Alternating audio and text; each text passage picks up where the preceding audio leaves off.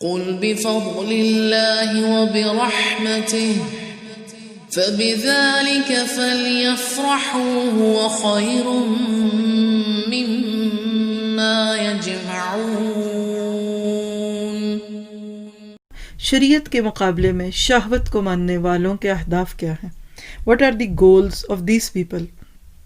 پہلی بات ہے کہ اسلامی خاندانی نظام کو توڑنا، اور اس میں ویسٹ کافی حد تک کامیاب ہو چکا ہے۔ آج لوگوں کی فکر یہ ہے کہ امت مسلمہ کے گھر توڑو، کیونکہ ایز اے امت تو یہ نہیں ٹوٹ پا رہے۔ اور آپ دیکھیے جتنی یہ کمی بیشیاں ہیں اور ایکویلٹی اور اس طرح کے نعرے ہیں، اتنا خاندان ٹوٹ رہا ہے۔ اور یقین کیجئے کہ ویسٹ کے پاس سب کچھ ہے الحمدللہ، بہترین ٹیکنالوجی بھی اور سائنس بھی ہے اور سہولیات ہے، لیکن خاندان نہیں ہے، اور یہ خاندان سے ٹوٹ رہے ہیں۔ اللہ تعالیٰ ہمیں مضبوط خاندان ان کو بنا کر دکھانے والا بنائے۔ دوسرا کیا ہوتا ہے؟ اسلامی شریعت کا خاتمہ ہوتا ہے۔ کون مانے اتنی مشکل شریعت جس میں نماز روزے بھی اور نگاہوں تک کی حفاظت ہے؟ اس کے آرام مقابلے میں آپ شہوت کو مانیے۔ اسی طرح مسلمانوں کو اپنے رنگ میں رنگنا ان کا ٹارگٹ ہے۔ اللہ معاف کرے، صبغت اللہ کا رنگ تو کہیں پیچھے رہ گیا، سبز یا کالے یا سفید رنگ میں ڈھل گیا اور رنگ ہم پہ چڑھ گیا غیروں کا۔ اللہ تعالیٰ ہماری اصلاح فرمائے۔ اور شہوت کی پیروی کر کے انسان کو جانور کی بنانے کی کوشش کی جا رہی ہے۔ جانوروں والی حرکتیں چھوڑیے، جانور بھی وہ نہیں کرتے جو آج انسان سے کروایا جا رہا ہے۔ یہ لسٹ اور شہوت کو ماننے والوں کا گول پورا ہو رہا ہے۔ کوئی جانور ہومو سیکشول نہیں ہوتا، آج انسان کو بنا دیا، اور اسی طرح کی سوان باتیں۔ جانور اپنی بیویوں اور اپنے کپل کے بعد کسی دوسرے کی طرف دیکھتے بھی نہیں، شاید آپ کو یہ بات ہے معلوم کہ نہیں۔ وہ بھی اگر ایک دفعہ کسی سے تعلق جوڑ لے تو بس انہی سے آج شادی کہیں اور تعلق کہیں۔ یہ شہوت پرستوں کا کھیل ہے، اور اللہ تعالیٰ ان فتنوں سے ہماری نسلوں کو بچائے۔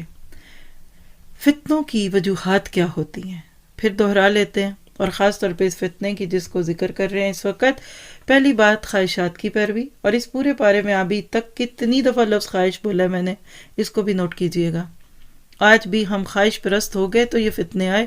جنہوں نے آج بھی خواہشوں پہ پاؤں رکھا ہوا ہے، الحمدللہ اس سے بچے ہوئے ہیں، اور ایسے لوگ آج کے دور میں بھی بہت سارے ہیں۔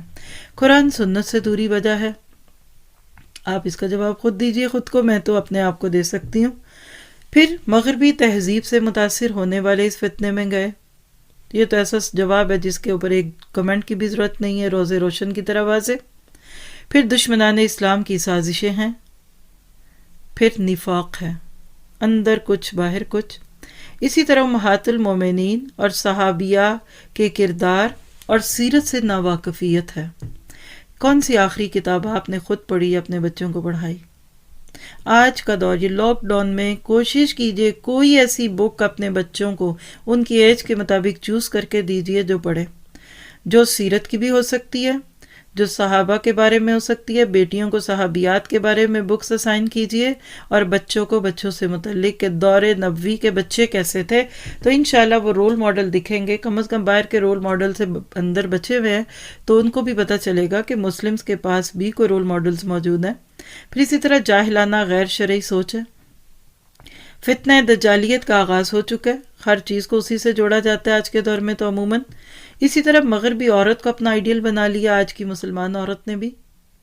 اور پھر سب سے پیچھے جو ماسٹر پلان ہے وہ شیطان کے بہکاوے ہیں۔